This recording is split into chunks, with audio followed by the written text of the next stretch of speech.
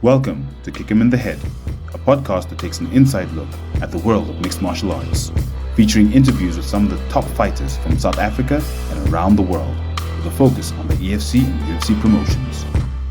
I'm your host, Yaw. Join us as we delve deep into the techniques, strategies, and mindsets of these world-class athletes, learning from their experiences and gaining insights into what it takes to succeed in the toughest sport on earth.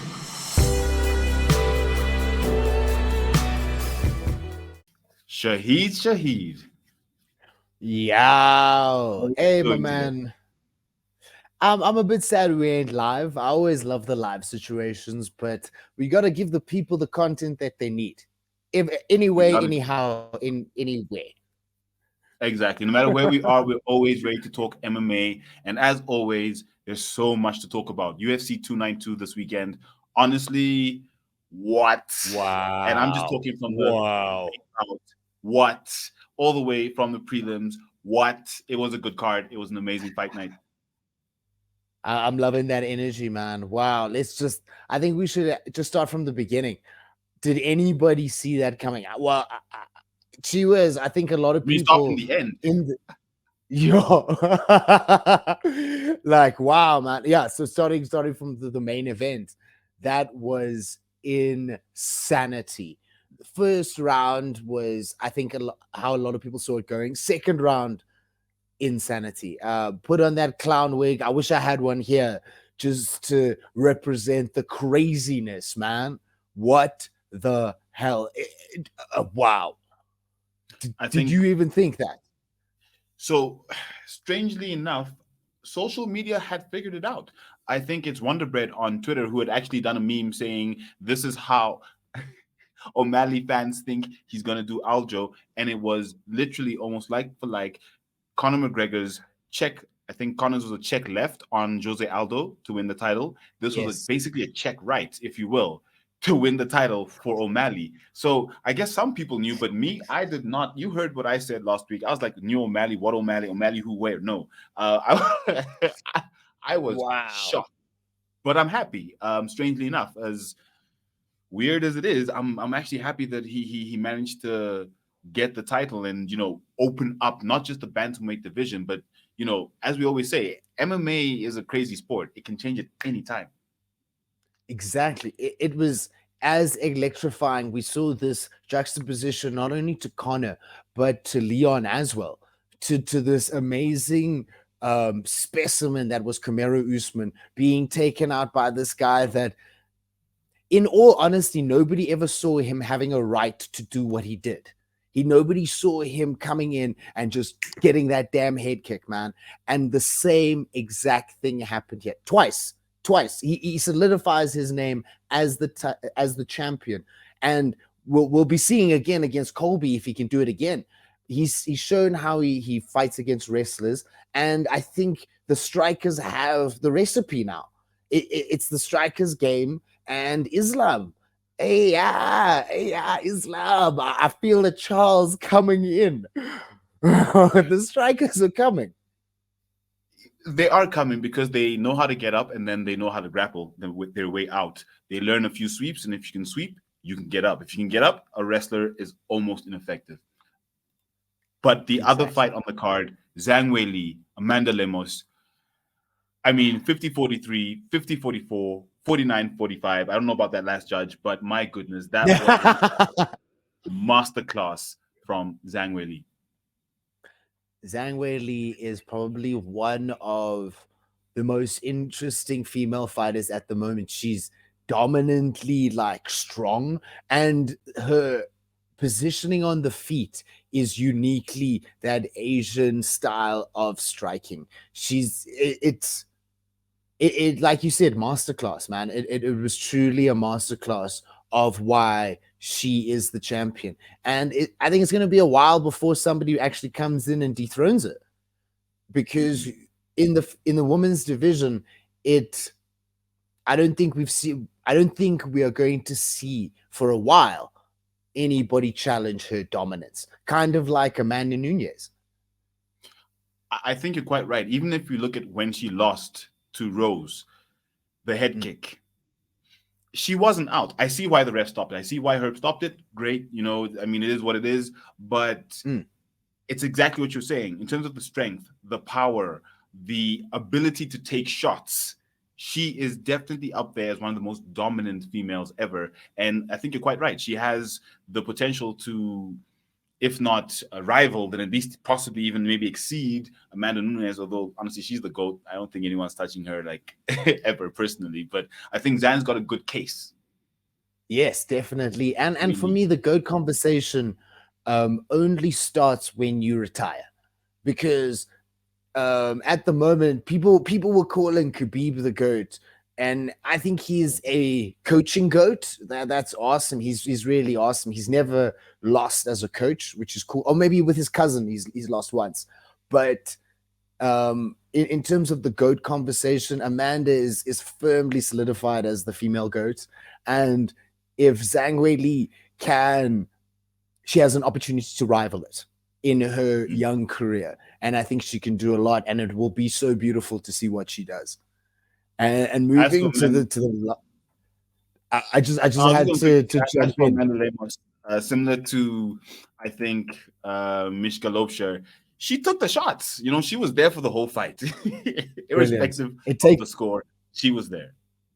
it takes two to tango, It really and does. we just need to talk about the next dance, man. Your guy Ian Carey putting it out. I think I'm converted. I'm a Are convert you for converted? the Gary situation. I'm so converted. The striking your boy, and then he constantly says one of the best strikers in the UFC. Your boy Wonder Boy, kick him in the head, Thompson. I think it's I mean, brilliant that's that gonna he be acknowledges. for me, that is the level of Israel versus the Spider. Sort of a handover. If you've got Wonder Boy and you've got Ian Gary, I'm a big Ian Gary fan. Like I said, not just because of how he fights, but now especially because of this fight and the way he won is exactly how I win when I play UFC 4. I'm gonna leg kick you before you know it. You're down, leg damage, and then when you try and get up, I kick you in the head. So the point is, I love Ian Brilliant. Gary. And he really put up what I would call a masterclass of I'm here to fight you. I'm not here to just knock you out. I came here to make sure I fight you and I beat you. And he did that exactly. And I think that was phenomenal. And a lot of people are saying he made it too personal, but I think in terms of the subject matter that they were talking about, in terms of child rearing and all that sort of stuff, I think he made it exactly as personal as it needs to be.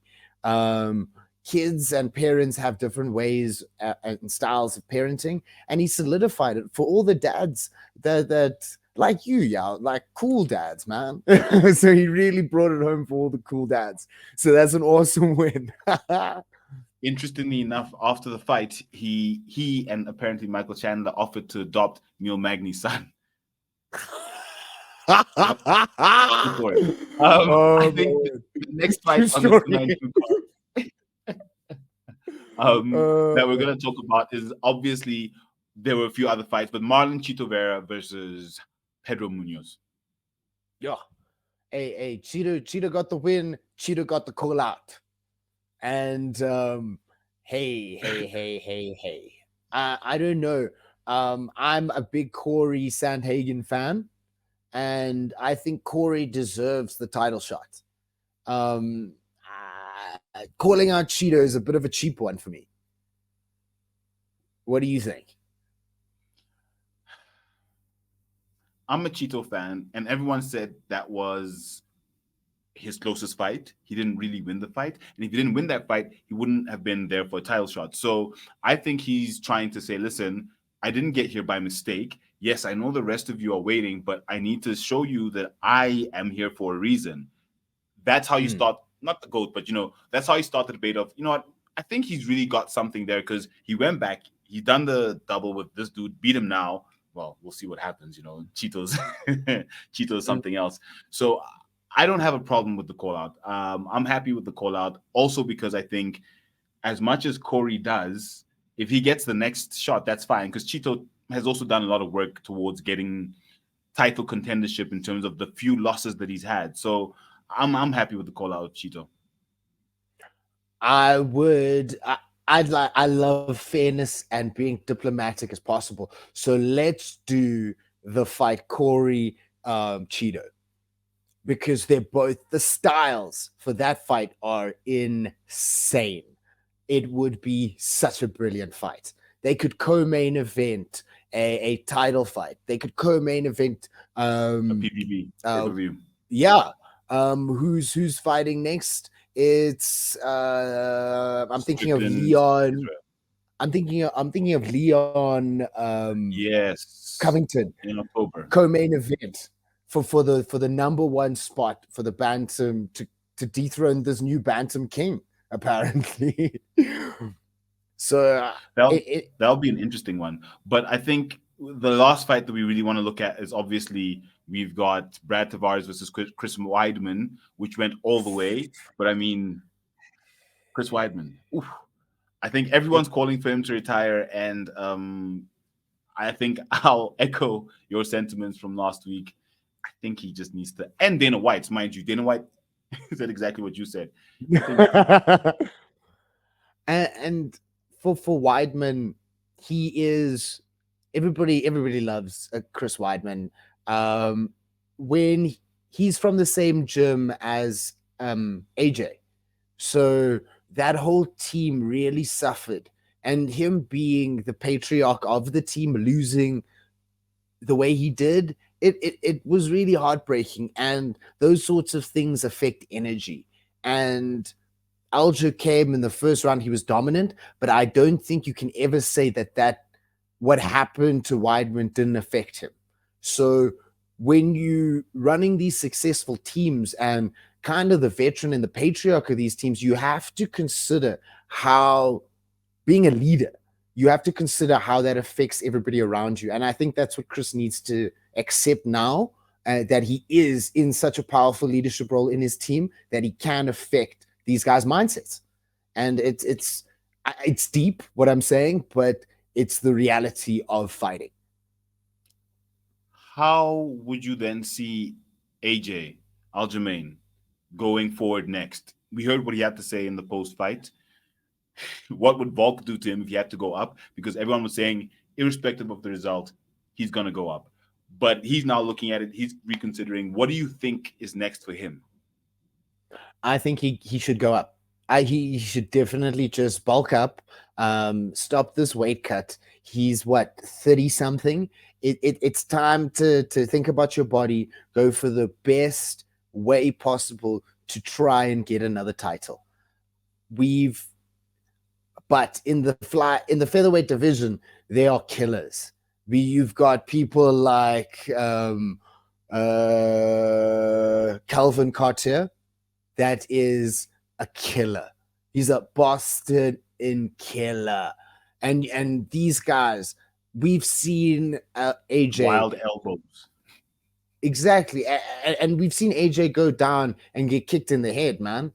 We've seen him, his striking isn't at the featherweight striking level is so damn high. It's so damn high. Brian Ortega, Max Holloway, even the upcoming promo now, the Korean zombie, Max. Holloway's zombie. Mm. Zombie is, they call him the Korean zombie because he just walks forward. He just moves forward. And I don't think AJ has ever experienced striking of that level in the bantamweight division yet. And he has now in O'Malley, and he got knocked out. So he, there's a lot of things he needs to work on, but going forward and moving up is probably the best thing for him. What do you think? Look, I think he should take his time and decide. Honestly, I hear what he said, but I guess at his age and the fact that he was already ready, like you said, he should go up. He should take a few fights. Obviously, not trying to go straight for the title, not trying to go for number one, but saying, "Listen, I'm here. Who's ready for it? Take on a number five, maybe number four, and try and get into at least the top 10." Then, I mean, that's what Alex did. You take two fights, you win two fights. Next thing you know, you're number two. Next thing you know, you've got a title shot. Exactly. So I agree. Let him test himself at that weight class, see what happens, see how it goes.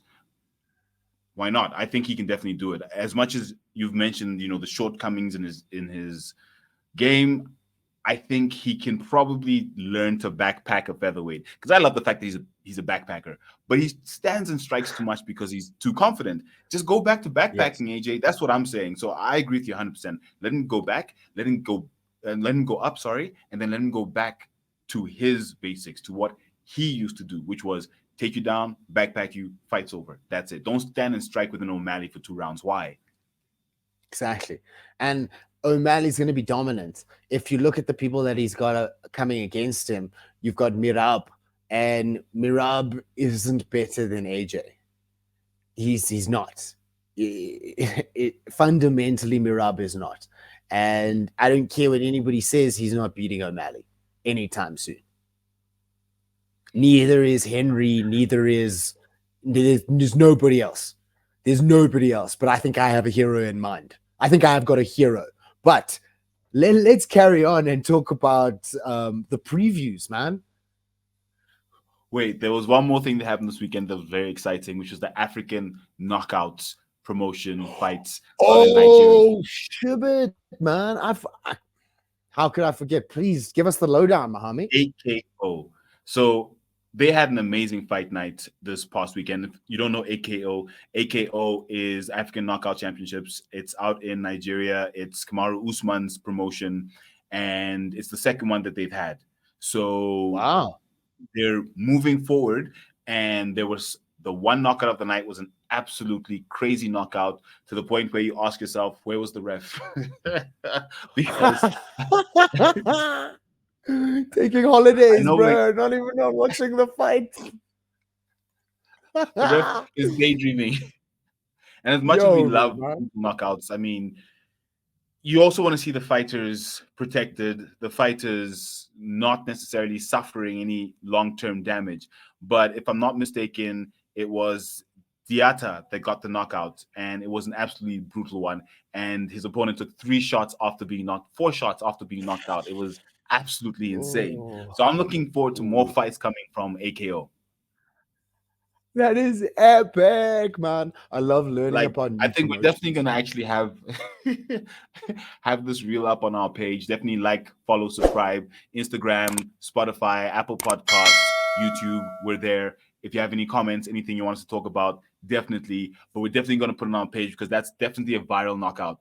And once again, where was the ref? I want Wow. to know where the ref Where was. was where was the ref, man? I think that unfortunately it is the growing pains of doing new promotions. Everybody has that situation. Everybody has the initial situation. Everybody is opening up their new promotion. Jorge is coming in. He's opening up his new Game bread. promotion. Uh, Game Bread, yeah. But I love that Camaro comes back home and he opens it up for his people. And there will obviously be situations and obviously learning curves. Everybody needs to be educated a bit more on how things work and fighter safety because they've never done it before.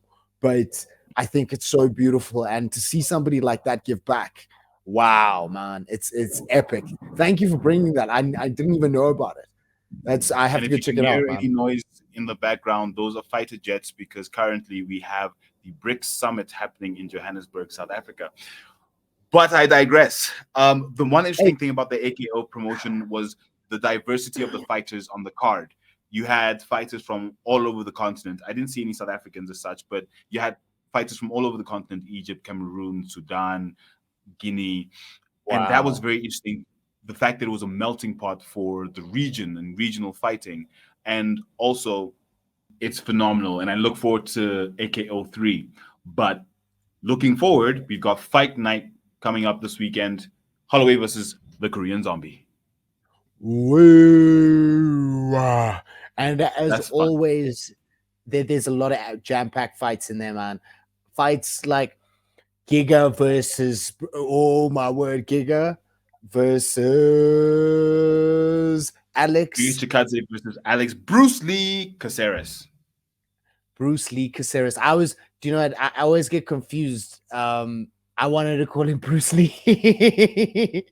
When when your fighter name gets so popular that people want to call you by that. Sorry, Alex. Unofficially here, you're Bruce Lee. So Giga versus Bruce Lee. That's awesome. That is going to be a striking fest. But with Max Holloway as the headliner, there's always bound to be epic striking on the card. I'm the best boxer in the UFC. My Yo, favorite meme. man. Love it. He's epic. Who That else are you he looking is. out for in that card? I think we've also got Anthony Lionheart Smith versus Ryan Superman Span, 9 versus 10. Sorry, 8 versus 10. Wow. I think that I love Anthony Smith. I love he personifies. He is a Lionheart personified. He is awesome, and I'm really a huge fan of him.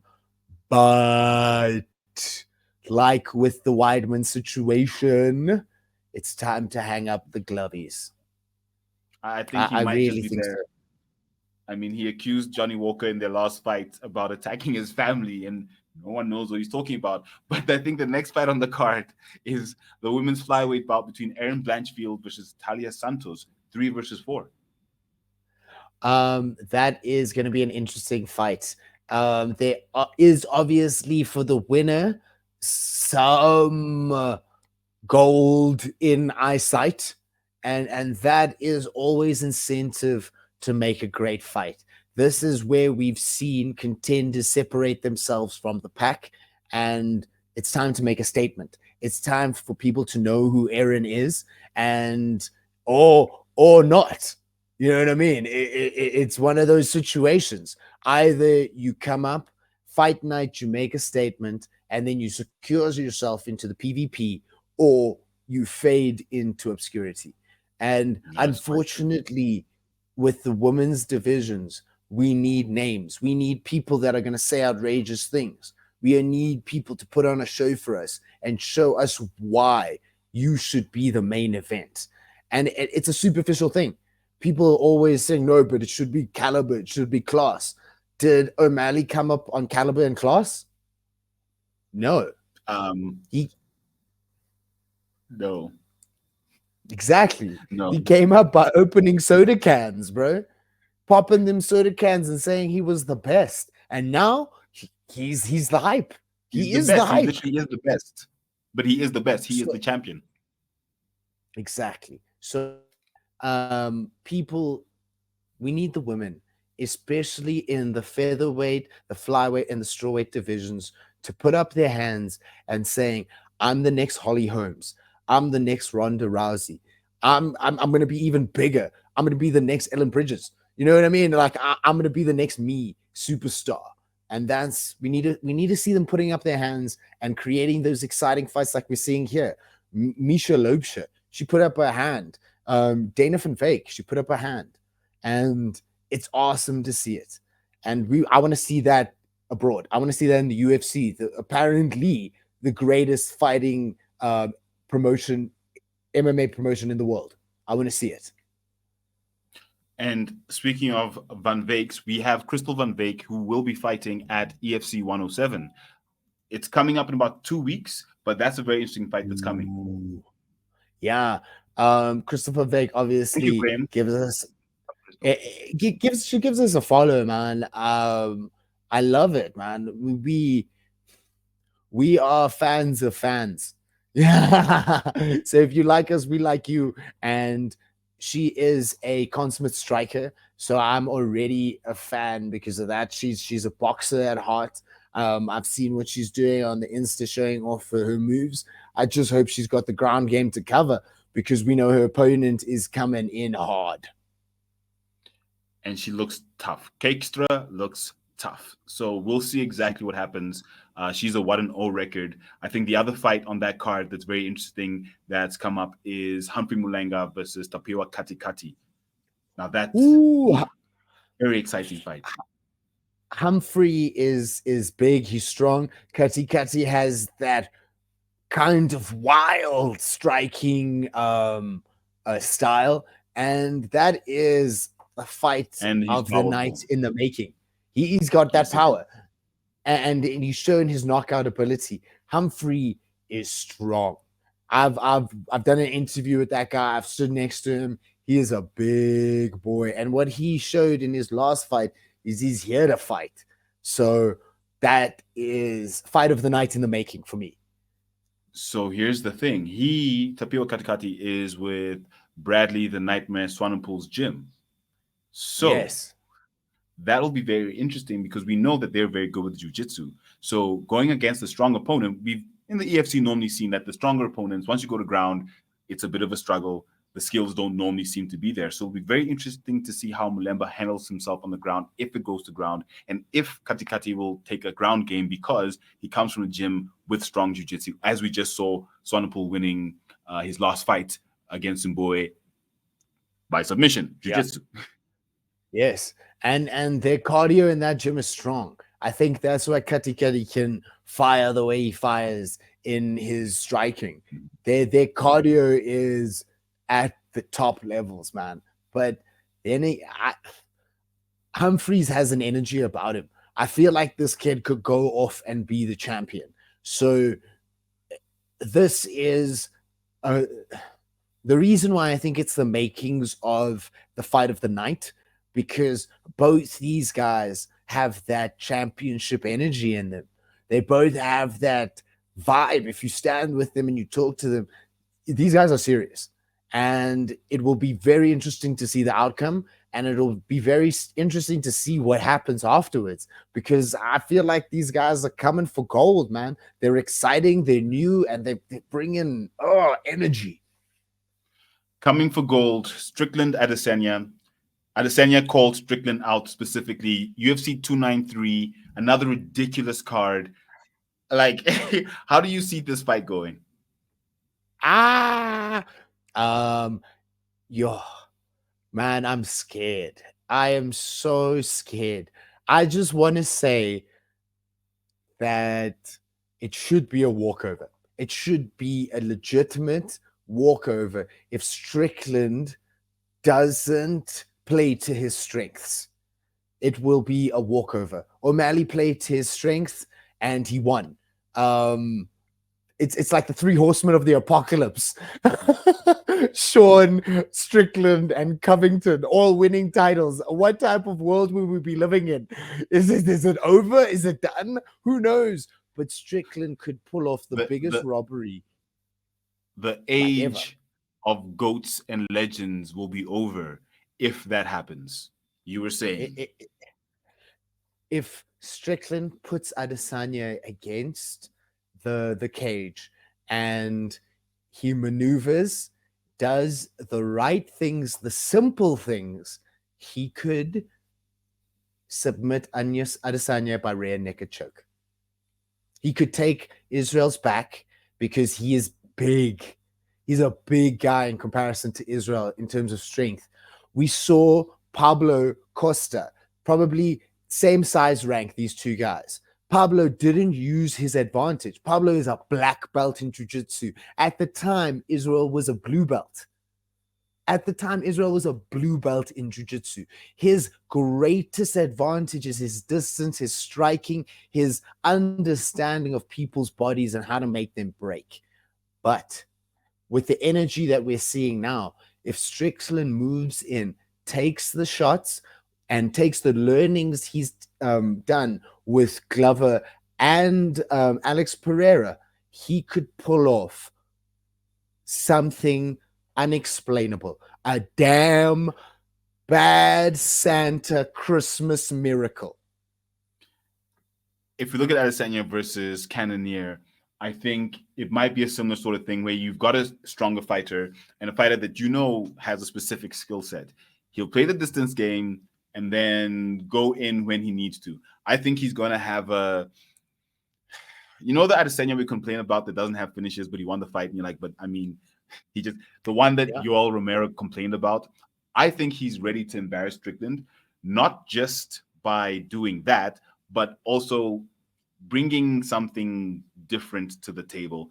You say Glover and Alex, yes, but at least twice, to be honest, the reason that Adesanya lost was because he was cocky, he was arrogant. He didn't necessarily he thought he could beat the left hook of death. And no one beats the Mm. left hook of death. You have to play around the left hook of death. So Yes, you have to that's going to be respect a very, it. very interesting fight. We're really looking forward to that one. I think if they can put Cameron on that card, that'll be great. I know that Cameron's actually fighting very soon. Cameron Simon out of Hey, Team CIT, Sneemans, our favorite South African yo. current championship team. Hey, Cameron. We got to give props to the South African dudes doing it and pulling out the things internationally in the UFC, man. I am a huge fan of this kid, MSP as he calls himself. Um, his style of fighting is so like I don't know. This is like a very like Afrikaans boer sort of like style. Like I'm gonna stand here. I'm gonna show you how tough I am, and I'm gonna break you, bro. I love it, and it's so like it's when you look at the different nations and their styles of fighting, it transcends culture, it transcends color, it transcends creed. When you see this style of the South African fighters, and I hope people get to see it more, there's a finesse, but there's also this insane brutality that South African fighters bring to the cage. And I just hope our guys get to get pumped up more just to be up there and showcase how strong we actually are. It's awesome. I love it. And with the records that are on the line, it's going to be a very good fight. They had this fight scheduled previously, but then it got cancelled. Rodriguez is sitting on 9-1, so 9 wins, 1 loss, and Simon we know is currently undefeated with 8 wins, no losses. So that's definitely a fight that is for all the marbles. 14th of October, UFC Vegas Fight Night. But going back to something you said earlier about bantamweights, the We need a bantamweight, hero. who do you see? Because we're talking about bantamweights right now. Rodriguez, Simon, Yes. bantamweights. Are one of them your bantamweight hero? Unfortunately, not. I call upon an old spirit. I call upon somebody that we have not seen the likes of, somebody that we've actually forgotten about because they pulled out of the Corey Sandhagen fight because apparently they were sore or something. I don't know. But I call upon the spirit of the Namarkarmedov. I call upon the bear wrestlers of Dagestan. The only person I see beating O'Malley is Umar Nurmagomedov. He is the only person I can see withstanding O'Malley's game and not caring about him. Because everybody's going to come in there with a point to prove and show, oh, this guy's not good. This guy's not good. I'm just going to show you he's just a guy that's going to knock you out. And without that emotional stigma around it, Umar will come in there, he will fling him around like a rag doll, make him smell his crotch, and take home the bantamweight belt. Booyah! If Umar wins his next fight, there might be a case for that. It'll be a hell of a fight. And I think, especially if we take how Aljo went into the fight now, I'm sure we've all seen Henry Cejudo's what I would call lewd messages because you don't share DMs, bro. But if you look at the messages, Aljo's asking him, "What do you think I should do to beat O'Malley?" And basically, everything that Cejudo said he should do, he basically didn't do, and he got knocked out exactly how Cejudo thought he was going to get knocked out, which is basically rushing in, too many attacks, buying into his feints, and then getting knocked out. So yeah, it'll be quite interesting to see how Umar goes up against O'Malley, and if he lets that mind game of O'Malley's style play into his style. But let's come back to SA. Let's talk about bare knuckle here. We know bare knuckle is coming. We talked Wow. about it last week. We have Conrad Siabi versus Dino Bagatine. I mean, wow. I, We have Petey I Coxon was so throwing into excited. the mix as well. Hey, PD. I, yeah, it's insane, man. It's insane. We are getting the American style. We are getting the guys that are retiring, the veterans, and they are coming in to bare knuckle. Hopefully, it's a promotion that we can be proud of. Hopefully, it's a promotion that can give the fighters what they need in terms of money.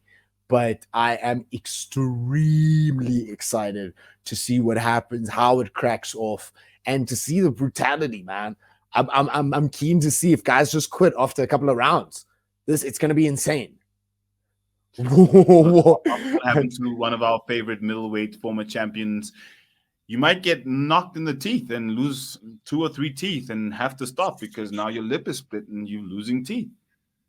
Against our Hey, other but favorite person on the show, Mike Platinum Perry. So I realized that there's at least 3 fighters we always talk about. One's missing from the mix today, so I'm not going to mention his name. hey, There's no reason to call on him no, today. but he has come through actually with O'Malley. You know what I mean? Because O'Malley and that guy You're right. have His inspiration. name Bro. was mentioned. His name was mentioned. But today I think we'll give him a rest. Although we just didn't. But okay, moving on. Speaking of But other with competitions coming to SA, Submission Kings, ADCC. wow, so Submission Kings is South Africa's answer to ADCC. ADCC ADCC. ADCC. DCC. It You're messing me up here, man. You're messing me up. Submission Kings is our grappling BJJ tournament. It has started in Johannesburg and has moved over to the KZN. Hopefully, it's going to be in CPT soon. But this is the feeder promotion for BJJ. BJJ is the one of the most influential styles in MMA, and so Submission Kings is our answer to ADCC.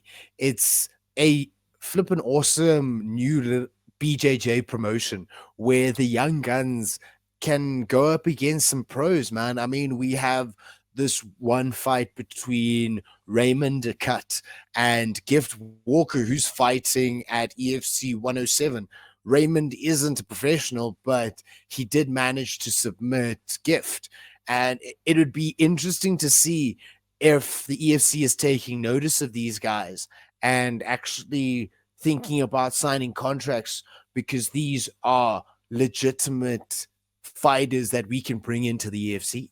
And I think it's just a brilliant feeder into the EFC and brilliant competition and brilliant scope for guys to get onto the ADCC platform and show themselves as the pedigree and what they do in South Africa and what we do in South Africa in terms of BJJ and MMA.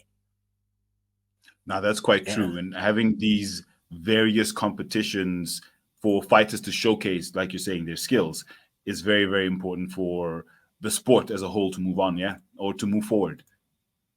Definitely. And speaking of which, sports moving in completely different directions, YouTubers fighting boxers, boxing fathers throwing over tables, people getting angry. I'm obviously talking about the KSI Fury Logan Dennis press conference. What a Ridiculous situation. Did you watch, yeah? It was an absolute farce. I saw the highlights of it. It was honestly, when the dad kicked over the table and started throwing stuff around, I was like, "What's happening here? What is?" And then Exactly. when Logan threw the cake, I'm like, "But yeah, why? it's insanity." And I think that these guys are, if I look at it, I see a person that has been in real boxing his whole life, in the Fury's dad, with Tyson, with Tommy now, and these kids, Logan, KSI, even Dylan Dennis, they're making it they're taking the legitimacy out of it and creating something new, creating a different sport. And that change can be hard. And I can see where Father Fury's anger comes from. The Father Fury.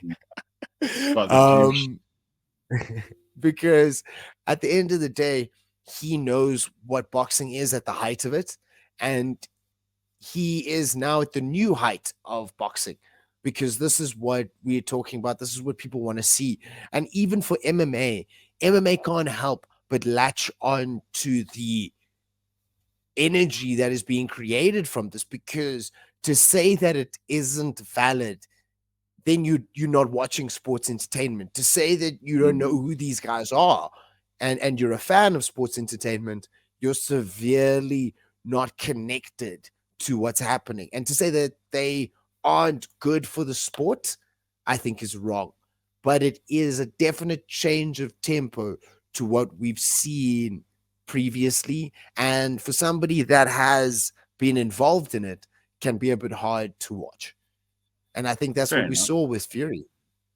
That's true. That's true. And then I mean, especially if you look at who else is on the card and the value of who else is on the card, where you've got one son being obviously Tyson, the Gypsy Mm. King, world boxing champion, then yes, you've got your other son who's trying to come up in the boxing industry. But then you see him on cards like this, like you're saying, it's not what it used to be, and it's really confusing for someone like that. I can see how.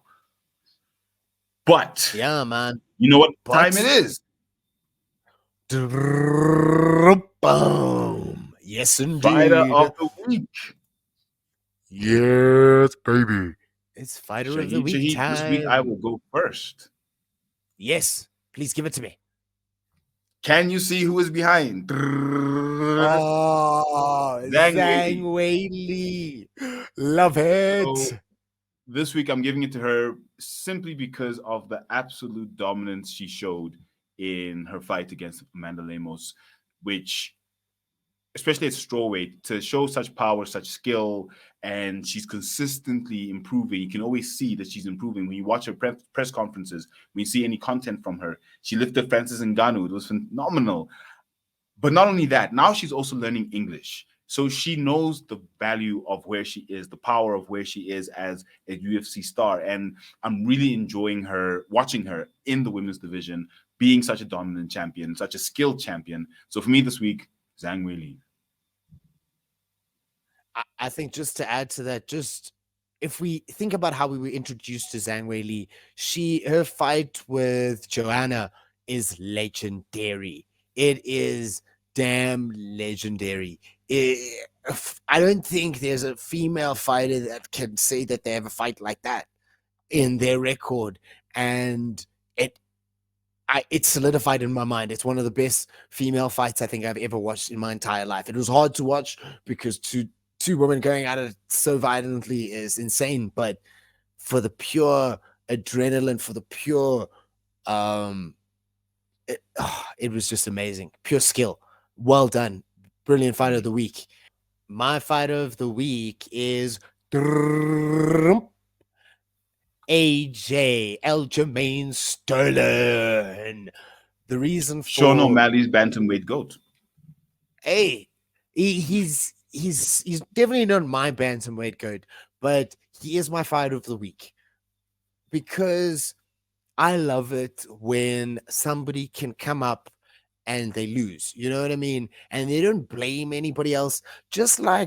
Um just like the other bantamweight that lost, Dominic Cruz. Just like he came up after he lost to TJ Dillashaw.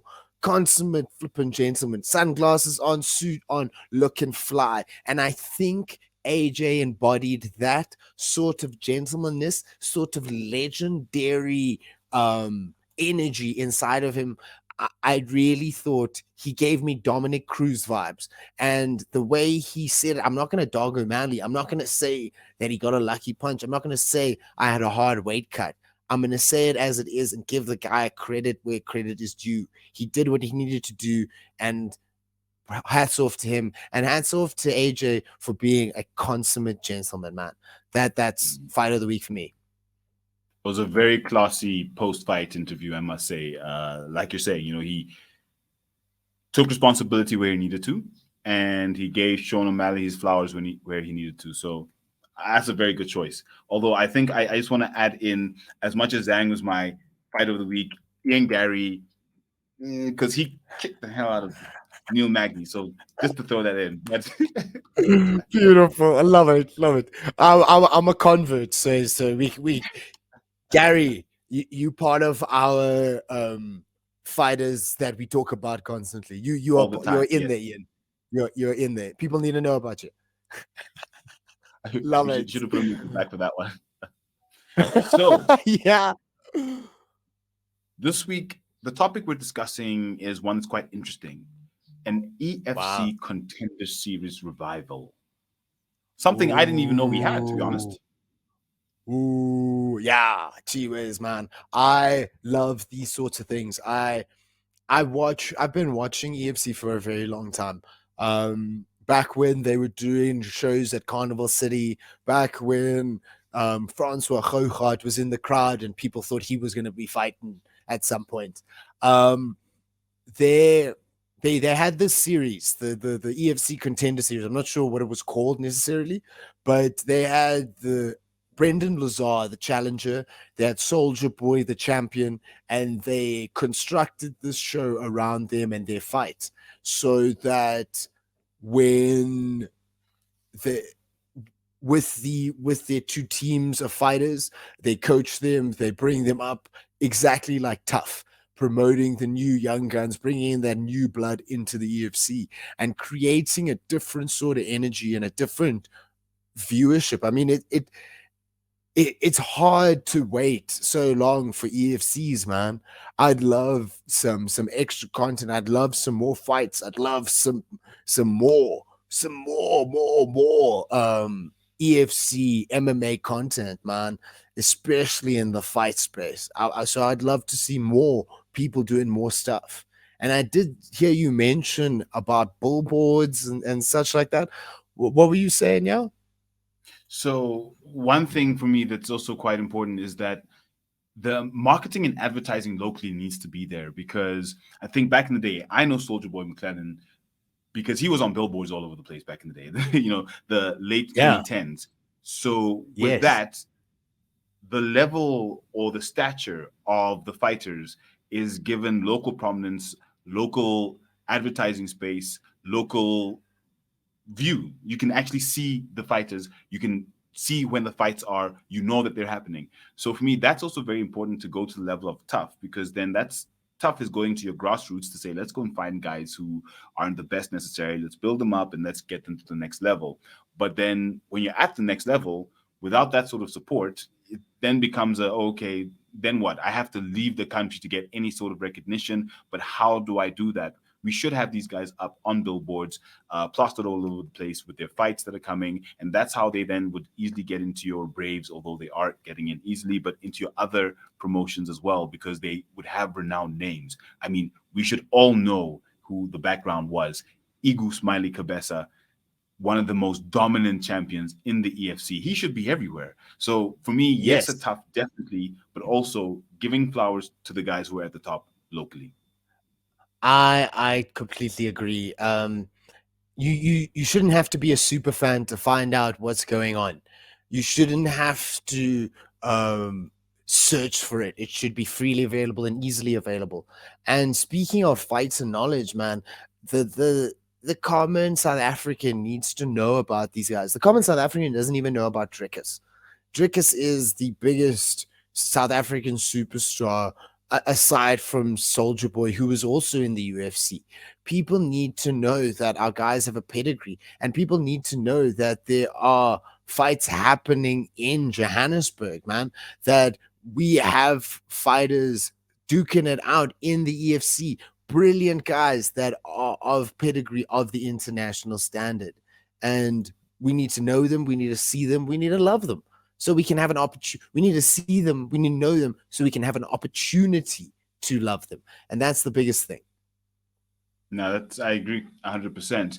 Although one thing we don't love at Kick Him in the Head podcast is hunger. Hey, gotta kick hunger in the head, man. Kick Got to poverty in kick the hunger head. in the head. Boom. Kick hunger in the head. And as always, at the end of the show, we do talk about hunger drives and basically helping those who are less fortunate. Because as we always say, a lot of the fighters get into fighting not just because they're skilled and they like violence, but also to feed families, to actually give a livelihood or make a livelihood for their families. So that's why we're very passionate about kicking hunger in the head. So when's the next drive? How can people get involved in the charity drives that we do around hunger and helping the less fortunate? That's a brilliant, brilliant question. Yeah. Um, anything. So, guys, if you're watching, if you feel the need to donate or anything like that, please go on to our Instagram, send us a message, and we can tell you when our next food drive is, when our next charity giveaway is, anything like that. And we can give you the exact information or anything that you'd like to donate. We can give you a list. Kids starting school, those sorts of things. We are very, the reason and the root of the giving and the charity that I think we wish to cultivate is to give people a chance and to give people hope. That's what fighting is. That's what fighting will always be. The best fighters are the ones that never give up. We need to show people that there's always hope and there's always a chance. Um, and in terms of wanting to help out and give, when our next food drive or charity giveaway is, we will be posting information onto the page soon with what we've done and what we hope to do, and creating different opportunities to give. Maybe at the next EFC, we can have a little charity stall giving tins of food as you come in. But we will discuss it and chat more about it, guys. And we will be showing you what we are doing and the different people we are helping. And don't forget to like, comment, and subscribe on all our platforms. It's at HeadKick Pod or Kick Him the Head Podcast. This is Yaw Yeboah signing out. Shaheed Fullmetal Roberts out.